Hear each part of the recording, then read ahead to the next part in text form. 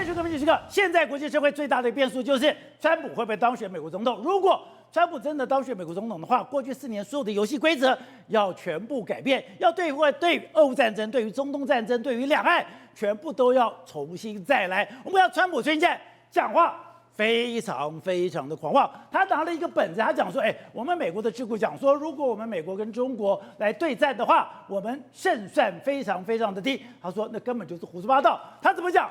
他说，如果我们美国真的跟中国发生战争的话，美国会把他们打得屁滚尿流。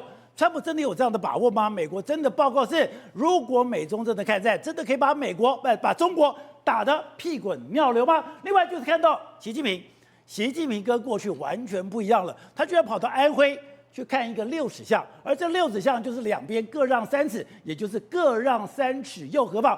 习近平何曾经让过？他以前都是狭路相逢勇者胜，可是现在他对于印度让了，他现在对印度一让了9万平方公里，他现在对澳洲让了。澳洲现在，他之前不是打所谓的经济战争吗？经济战争中国全让了，现在开始买澳洲的煤，买澳洲的铁，买澳洲的红酒，买澳洲的龙虾，甚至连对菲律宾之前不是一直对他进行压迫吗？现在这所有的压迫也都没有了，甚至对于台湾不是搞了一个所谓的2024的这个所谓联合利剑吗？不到13个小时，也就是戛然而止。所以现在习近平到底面对什么样内外的压力，让他开始步步退让？而更不可思议的是，他居然在中国国庆之前一个大会里面，跟整个温家宝相视而笑，跟温家宝把酒言欢。他之前把所谓的改革开放全部都赶到外面去，难道他现在又要走回头路了吗？好，在这一段里面，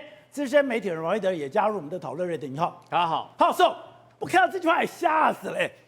川普也太狂妄了吧？他讲说跟中国发生战争，美国会打得他们屁滚尿流，熊惊无天良啊！那现在摩天良的来了，川普来了，熊没来啊？对，为什么这样说？你看川普最近呢，真的炮打中国。那他说过什么？他说为什么要军演？他说因为现在呢，他们现在可以军演。要是我上台的话，中国绝对不敢军演。他连中国不敢军演都讲了。那现在最新的话就是说，有人说什么？我们这个美国有一个报告说，我们跟中国发生冲突的时候，美国会打输。他说绝对不可能，你不该发表这样言论，而且这不是真的，我们会打得他们屁滚尿流。哇，讲成这样子，抱歉，他讲的真的相当夸张。他居然讲说，如果这个报告说美国无法取胜，对，是非常愚蠢。对，他甚至他还说了，我之前就威胁过普丁啊，说你不能打乌克兰，你打乌克兰的时候，我会炸你莫斯科啊。所以他说，我认为绝对不会发生这件事情。他跟普丁讲过这种事。对，所以他真的就是敢这样讲。那敢这样讲的话，那最近国际局势开始出现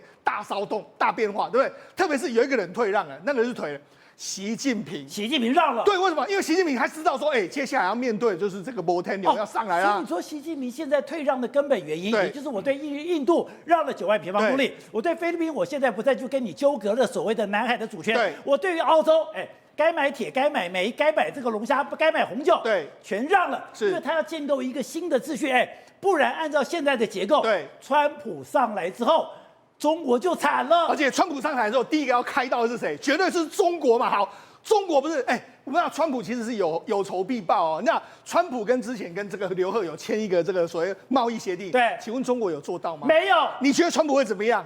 他修理你都没有做到。我现在上来之后，你当初答应我都没有做到啊。因为他曾经讲过说，他为什么会落选？是为什么他的民调不能往上冲？对，就是因为中国没有履约。好，所以为什么这时候习近平要把经济大权丢出来？因为他知道接下来是个大烂摊子啊。他讲好，那就交给你们懂经济的人去搞好了。所以呢，他现在不得不退让，就是他的路线必须要面临修改，否则在川普再来的时候，他真的完全会完蛋。而且你讲说，现在整个中国被美国包围一下，已经是什么腹背受敌、前后夹攻。现在他必须要把这个腹背受敌、前后夹攻的状况做一些改善。对，我们现在看到了习近平退让的第一个指标，就是对印度了。没错，像习近平最近对很多国家都退让，对印度也退让，然后对澳洲也退让，对菲律宾也退让。好，我们现在讲印度。抱歉，这个印度人，中国大陆没有在报道这件事。印度他们非常大规模的报道，是印度人的胜利啊！为什么？因为事实上，你看他们两个去克山见面，在克山见面的时候，就这个画面，对他们两个已经5年没有见面了，而且5年见面，这个事隔5年之后两个见面，其实还蛮开心的。对，那你知道事实上为什么他们两个会愿意见面呢？就是从2020年呢，他们在这个拉达克啦这些地方打得一塌糊涂，还有这个班公错误打得一塌糊涂这个地方，他们双方一直对国界，双方不能够达成协议。不能达成协议，他们就说嘛，一寸都不能让，两边都是这样态度，所以两边都不愿意谈。但是为什么他们两个能够见面呢？因为他们已经达成了协议的。协议是什么呢？我们中方呢，我们撤退，我们回到过去的这个水准。中国让了，是中国让。为什么这样呢？我跟大家讲，是他们两个争议有2个地方，一个是在藏南地区，一个在这个班公错这个地方。好，这原本的这个国界在这边，然后印度已经弄到这边来，他们就说好啦，你印度这个实控，那就让你们这样实控，就让你们弄了。另外一边是过去的国界是这样，那是中国这个过去国界是这样，那中国已经有这一块，现在他允许印度你进去里面。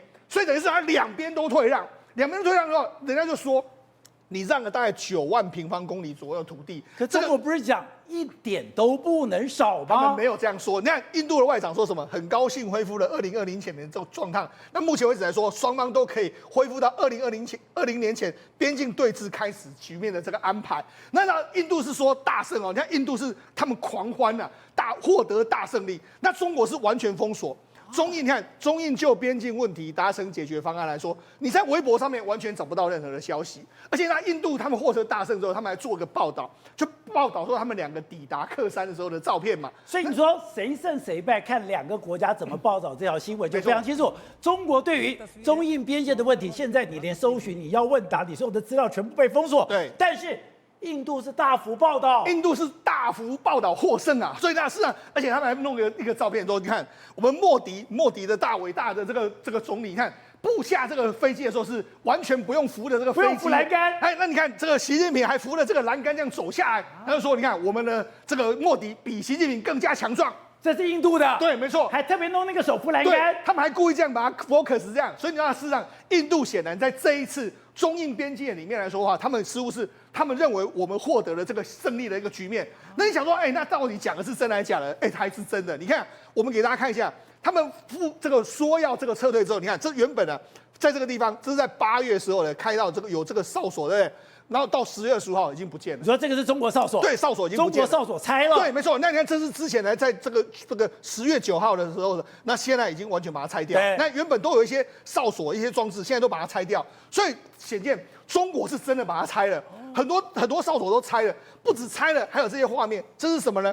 这是中国解放军下山，就是他们开始陆续撤，也就是说，他们真的已经撤了。那目前为止来说的话，大家都不知道说，那到底中国能够获得什么？所以中国现在是拔营走人。对，所以显见呢，在整个中印冲突这边来说的话，真的中国是完全惨败的一个局面。这个印度是获得成功。另外一个媒体还说什么？他们两个不是说抵达这个喀山吗？就讲普丁呢看到这个莫迪的时候，哇，跟他拥抱啊，这个就没想到见到这个所谓习近平的时候，对他是爱理不理，就握个手这样聊事，甚至。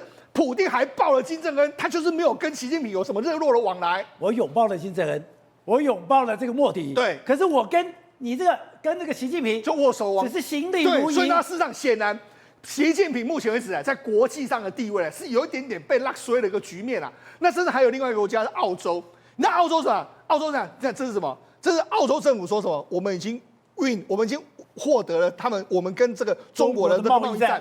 你看这个《华尔街日报》的报道啊，为什么这样说呢？因为原本呢，开始在贸易战的时候，中国那时候有一个非常指标性的动作，就是禁你的龙虾，不卖龙虾了，对，不卖龙虾。就没想到现在中国已经说 OK， 我们现在开始恢复这个从澳洲进口龙虾。但不止进口龙虾，还有另外一个非常重要，就是煤矿，煤炭也是一样。4年来，他们一直禁运这个澳洲的煤矿，就这样，中国也是抽鸡不着蚀把米，还真的是非常倒霉。你知道？原本他想我没有澳洲煤矿，我就用印尼的煤矿嘛，我就用蒙古的煤矿嘛，好，就没想蒙古的煤矿，他想说，你要用我的煤矿，我就削你一顿，就没想到涨幅居然高达82%，就是说，反正你一定要用我的煤矿，你不要用澳洲，你用我的。可是蒙古跟中国不是兄弟之邦吗？怎么你不买澳洲的煤，跟我买了以后，我就给你加82%？当然，蒙古也想赚钱啊，所以他们要涨价涨了82.7%，就中国苦不堪言，就没想到后来呢，蒙古居然有这个贪污，因为这件事情呢，就是说，你好像有这个跟中国贸易往来，说有这个上下其手，所以这个蒙古索性说，那我不卖给你了。所以后来连蒙古也不卖给他，那怎么办？他就开始去外面买啊，从俄罗斯啦、印尼啦、南非啦各地方去买啊。就保洁长他们买来都是澳洲的煤矿，为什么？因为各国没有那么多煤矿啊，你要那么多煤矿，你只能从澳洲，所以他们跟澳洲买，再用澳洲的煤矿卖给中国，对，而且加价卖给你啊，这样，所以变成是这样。中国后来想一想，对啊，我干嘛这样做呢？所以后来就放弃，所以现在就于是呢又要恢复澳洲煤，所以等于是。这个澳洲龙虾啦、澳洲牛肉啦、澳洲的酒啦，还有澳洲的这个煤矿，都要全面放宽。所以在这一场贸易战上面，澳洲大获全胜。对，打到最后来说的话，最后低头是这个中国就结束4年来的禁运。好，那你想说为什么中国要这样子？很简单，因为中国目前为止的经济真的很糟糕。保险上原本呢，习近平想说，我就趁这个时候呢，我大举的把我的人民币输出啊，到全世界这样，就这样人民币使用量越来越低。那目前为止，外汇存底的比例2.15，它甚至还比的日元还要少，还跟澳元一样，所以等于是没有增加，没有人要用人民币。对，而且为什么习近平那么紧张？最近中国的这个9月份，他们刚公布9月份中国的这个工业利润这个同比下降了27.1%。简单来说，他们工业产值赚的钱比去年下降了27%，所以等于是中国经济出现很大的问题。然后外资一直不断来讨，所以等于中国现在面临到经济可能处在一个崩溃的边缘。所以习近平现在怎么办？我经济已经面临到这样的局面，川普要上台又要对付我，那当然我这时候赶快先把我自己能够调整的先调整。那怎么样？就是我先把权力分享出去。吴总，你说现在全世界都要看川普的接下来有没有可能当美国的总统？因为他如果当美国总统，世界秩序要全部改变，而且他话越讲越狂。讲到中国，刚刚讲到习近平现在很多的退让，看起来都跟川普有可能当选有关。他甚至讲，如果真的美中大战的话，美国会把中国打得屁滚尿流。因为这样应该这样讲，说美中关系在未来20年会不会好？不会，不可能嘛，修昔底德陷阱嘛，这两个是战略竞争关系嘛，确定的嘛，好不好？这一定是两大国一定斗的。那可是川普如果上来以后呢，他会改变游戏规则。他不会用拜登的策略，拜登是所谓的要用联盟，要交朋友，要用集体主义，要用搞很多组织啊一些。川普不来这一套，单边主义，我爱怎么干怎么干。你台湾我不见得，他对台湾从来没有答应过防卫台湾啊。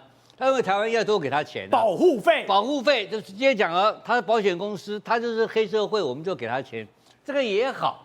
我给你钱，你来保护我，这也对。我们一货两讫啊，同样，可是这个问题是，他也面对中国也是这个问题啊，他也跟他中国收钱啊，他那个也是保护费啊，勒索中国嘛，所以中国现在的经济非常惨，他的整个国家进入一个非常非常困难的情况之下。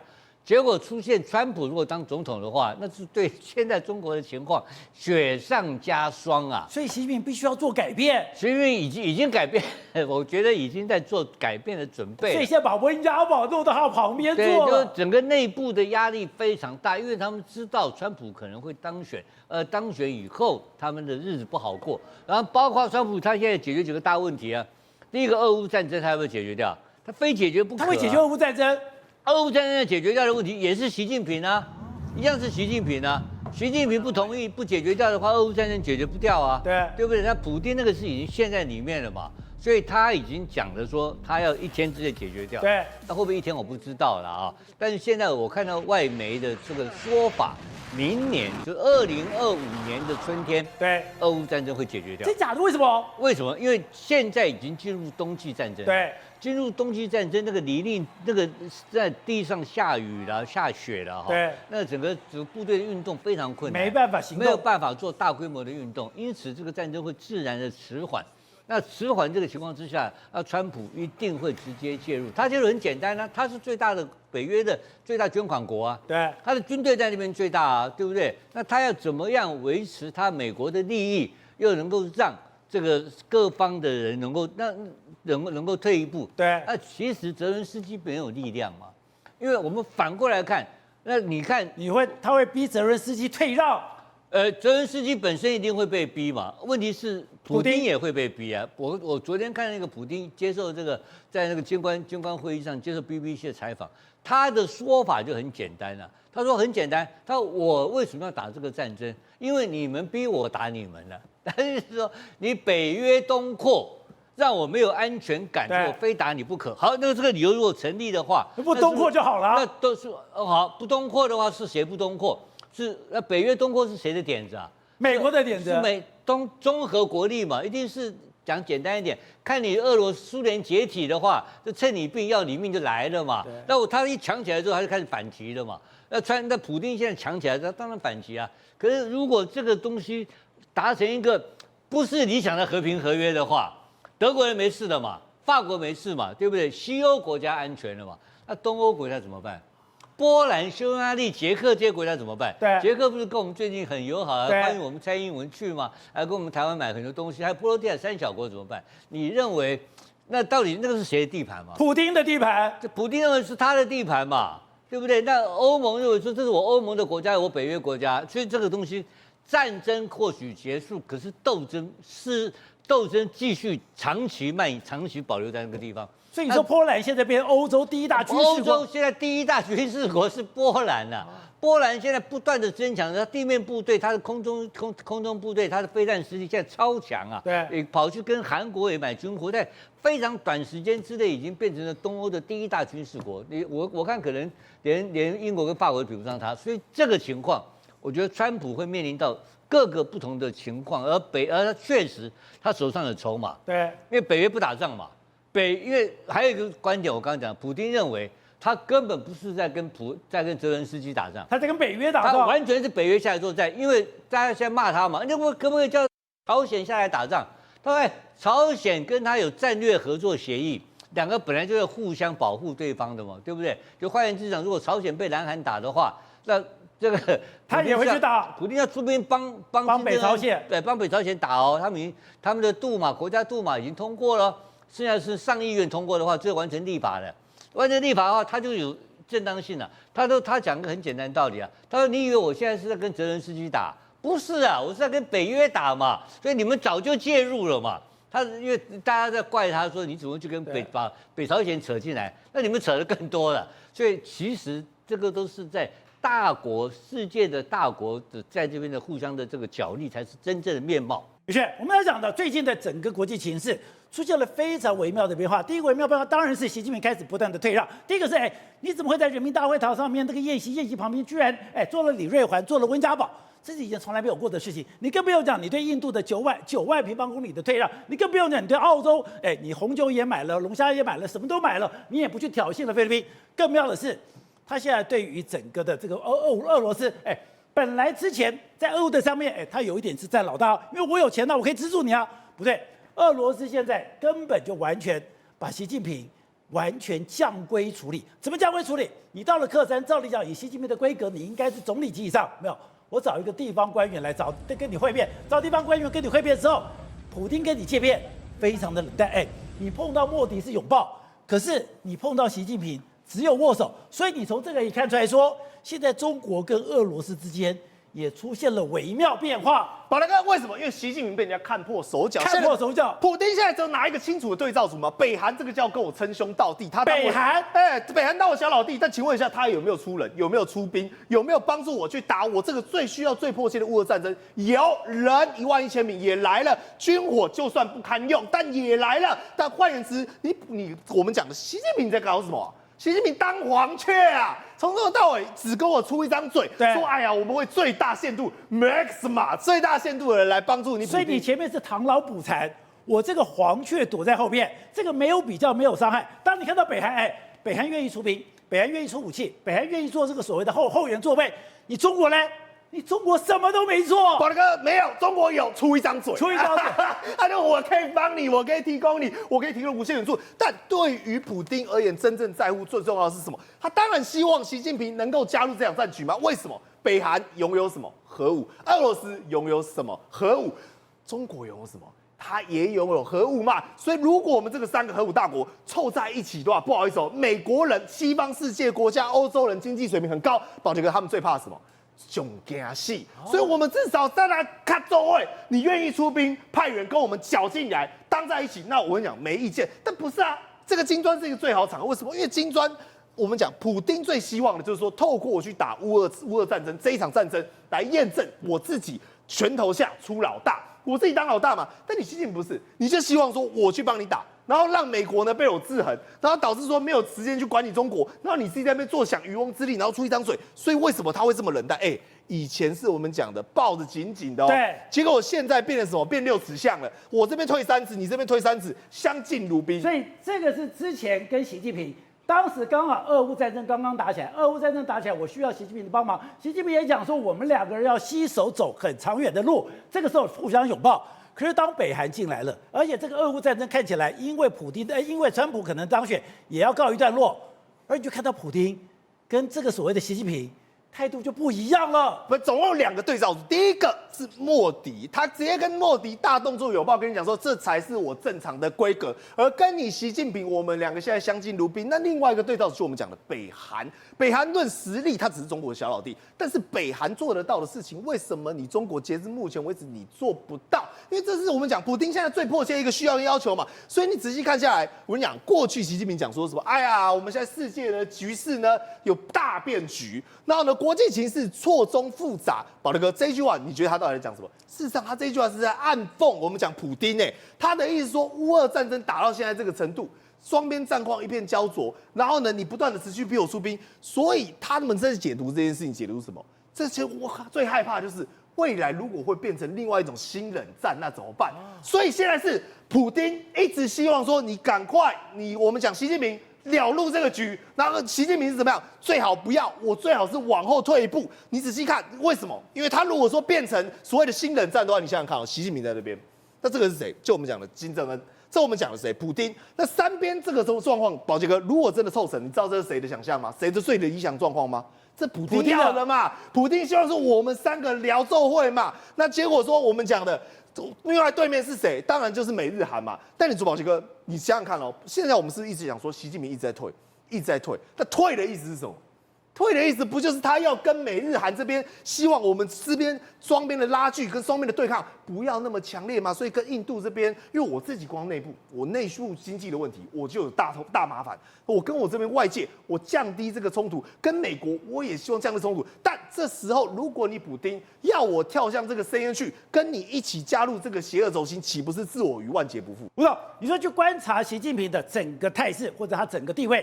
从这个邻近国家或者对他友善的国家里面，这些领导人的反应非常能够反映出来。第一个就是你看到普丁，居然对他不冷不热，我都拥抱了莫迪，可是我对你只有这个所谓的握手。还有今天中国跑去越南，接受的规格也都不一样。所以现在习近平，他在整个中国的地位是出现了我们不知道的微妙变化。我们不是只光看说他对在跟普丁或者他在越南而已，你要看他的国内的表现。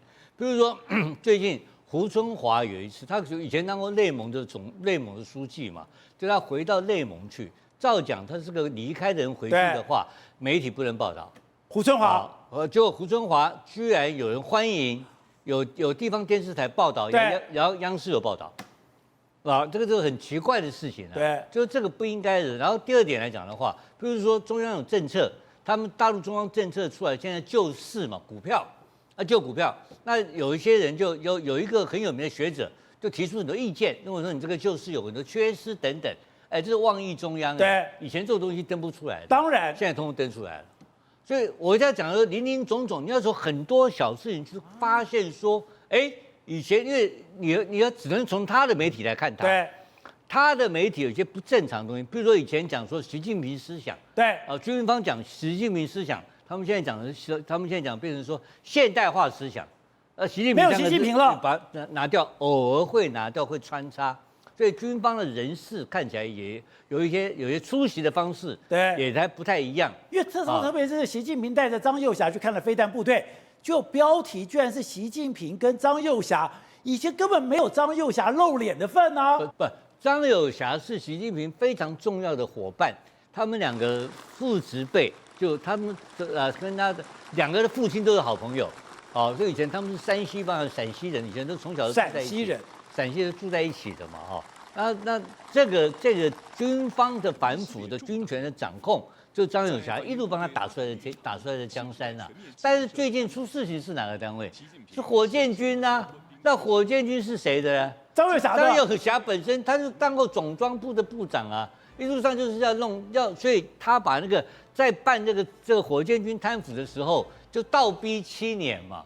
那7年就张友侠卸任以后嘛，那时候连张友侠位置都有可能不稳啊。那现在你们反过来，张友侠主办在开会的时候，跟习近平不见了。对，重要的1、2次最近的会议，因为我刚才讲的太细，大家听不懂，就有非常重要的全军会议。那照理讲，张友侠主持。对。那习近平跑去哪里了？习近平跑去厦门东山岛，去东山岛。所以而且完全不谈军方的事情，这个是非常非常反常的一个现象，也就是说，军权旁落的那个苗头已经被看到。那习近平的态度现在开始也比过去缓和很多，因为他确实他的挑战非常的大。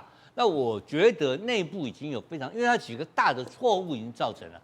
第一个挺俄罗斯嘛，挺俄罗斯挺到无上限了，对不对？绝不封顶嘛。现在封顶了没有？封了，非常投机嘛。所以为什么今天你看到普京对他那么难看？对，因为很简单嘛，玩假的，就是你在落井下石嘛。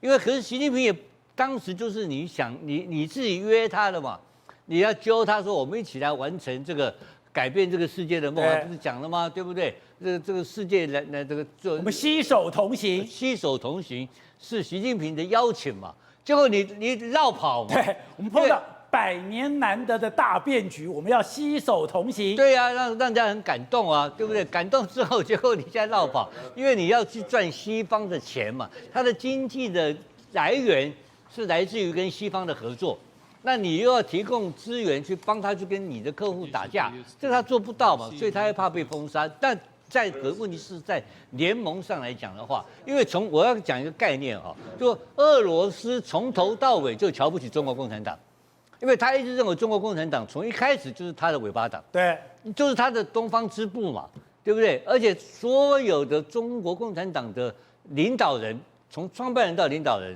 都一定要去过俄罗斯，去过莫斯科去受训啊，去交心呐。对，那大部分人，包括习近平的父亲在内，都有黑资料在他们手上，所以到底谁是老大？当然俄罗斯是老大。所以俄罗斯人根本瞧不起中国的领导人，他认为他是老大。他到今天为止，虽然他国力比你小，可是他认为，你看他敢打，对，他敢去逞强，他敢去抢世界的这种领导地位，他根本不怕啊，他哪里有怕啊？他也是一样选举制度啊，那制度的改革他也不怕你啊。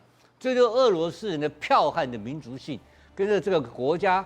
这2个国家之间的看起来是规模的大小在决定胜负，其实不是，是领导人的意志力来决定这个国家的前途。好，瑞德，分享到的，今天川普有这样的底气讲说，如果跟中国战争的话，美国会打得他们屁滚尿流。为什么他敢讲这话？你现在从这个以色列去对付整个中东的国家，现在包括伊拉克，包括这个叙利亚，包括伊朗，你用的什么武器？用的2次武器都是用跟中国有关的武器。你现在碰到了以色列，你完全英雄无用武之地。这一次有上百架的以色列的军机进到了伊朗，飞过了叙利亚，飞过了伊拉克，如入无人之境。如果以色列可以办得到，那美国也可以办得到啊。那么你知道以色列出动了100多架的战机啊，飞到这个伊朗去炸了他20几个目标。伊朗发表了最新的声明，如果未来以色列继续敢这样做的话，我们一定不会放弃反击，意思就是这一次就算了。未来敢这样做的话，未来敢这样的话，我们一定不会放弃反击。那意思的攻击败了算了，你知道吗？这就某种程度上是蛮丢脸的。为什么呢？你知道这次最可怕的事情在哪里？在哪里？俄罗斯提供给伊朗的所有的 S-300的系统防空飞弹全部被它歼灭，全被炸了，然后连一架以色列的战机都没有打下来，这才是最可怕的地方啊！不是，我看那个形容非常可怕，你是100多架，就当地居民讲说，我们什么都没看到，我也没有看到战机，然后我就听到爆炸声，我们的工厂就没了。对，没有错。那么事实上这一次呢，在美国总统这个拜登的要求下，以色列真的非常的克制。为什么？因为他如果1枚的炸弹或是飞弹掉到了伊朗的油田或是它的核子设施的话，今天全世界的股票大概都一塌糊涂，大概金价就破一样是$3000了。然后呢，全世界大家哀鸿遍野，股市也一塌糊涂啊，没有嘛，没有。所以今天大家终于松了一口气。再加上伊朗这样的态度，那伊朗为什么这样的态度？在这一场战争里面呢，让我们看到了高科技的武器有多可怕。那么之前两次，那么伊朗不是先用攻击自杀无人机去炸这个以色列吗？对。然后那一次英美相关的这个军舰，还有以色列铁穹机，啪，大部分把它拦下来。那后来呢，伊朗用180枚的飞弹为主去炸这个以色列，那么拦截大部分，有些还是这个残骸下来还是砸死这个以色列的这个老百姓，但是很少啊。可以以色列怎么吞得下去呢？连续2次嘛，所以我就还击了以后呢，这次我讲了非常漂亮啊！为什么呢？因为呢，我个人认为它是 F-35打前锋，对，踹门。我觉得摩萨德千万不要小看摩萨德，也就是因为这样，所以在今天为什么会有恐攻针对摩萨德的总部卡车去撞，那么巴士企图在摩萨德总部外面呢引起暴动，结果没有想到没有成功。那么摩萨德的情报收集非常好。事先已经把伊朗附近还有它的这个的扶植的这些所有的雷达查得清清楚楚。F-35出去了以后呢，先把叙利亚跟伊拉克，因为你要攻击伊朗，一定要先飞过叙利亚跟伊拉克才能到伊朗嘛。先把这2个国家的那个相关的雷达全炸瞎了，等于这2个邻国都没有办法提供给你伊朗任何的一个情报。炸瞎了以后呢，他们从那个以色列所有起飞的100多架，包括 F-35打前锋，后面有 F-15跟 F-16，载弹量比较大，全部在叙利亚的上空集结。集结了以后，往伊拉克过去了以后，统一从伊拉克开始发射各式各样的飞弹。在这个过程当中，伊朗 S-300全部都没有发生任何一个，没有任何作用，没有，他们完全不知道。包括那么伊朗的4套的这个 S-300是这个当时俄罗斯送他们的 S-300，在这一场战争里面告诉大家全世界一个东西，我完全看不到F-35，完全看不到，一架都看不到，全炸光了，雷达炸掉了，然后防空飞弹炸掉了以后呢，那么这时候 F-15、F-16完全肆无忌惮的在伊朗的境内呢，砰炸，尤其是炸。那么上一次呢，那么特别发射飞弹来这个炸以色列的这些，那么飞弹的固态燃料的这个等于组装工厂就炸了12个，然后紧接而来其他的飞弹发射器的这个基地呢也全部炸掉。炸完了以后，还跟全世界宣布，我们提早结束任务。我们提早结束，本来预计时间要长一点，但是呢，经过2000公里奔袭了以后，我们已经达到目的了。对，你刚讲，我从以色列经过叙利亚，经过伊拉克，到了伊朗，而且是精准打击，中间有2000公里，你怎么编队？你怎么进来？伊朗都不知道。我告诉各位他们2000多公里的奔袭100多架。一架都没有被打下来，一架都没有打下来。当然，伊朗在配钢我们大部分的飞弹都被我们击落了，干嘛会不会？那是你的说法问题。那是因为以色列这一次已经跟美国达成协议，他不去宝杰，你知道他去炸20几个目标，把飞弹的那个基地什么东西都炸掉。以色列在告诉伊朗什么事，你知道吗？我可以炸这20几个。我当然可以炸你的核子设施跟炸你的油田，对，只不过是因为美国不希望它炸，因为炸了以后会变成世界重大的这个相关的危机嘛，变成中东大战嘛，然后还有原油的这个危机嘛，所以呢，以色列很克制的，他用这一次的高科技直接进去，然后出来掳入无人之境，而且宝杰你知道吧？照理来讲100多架炸成这样，把伊朗炸成这样，对不对？对，他没有休息他一回来了以后。又立刻出动，又去炸这个黎巴嫩真主党，又去把它炸。为什么？因为真主党发射了190枚的火箭弹，所以来炸这个以色列。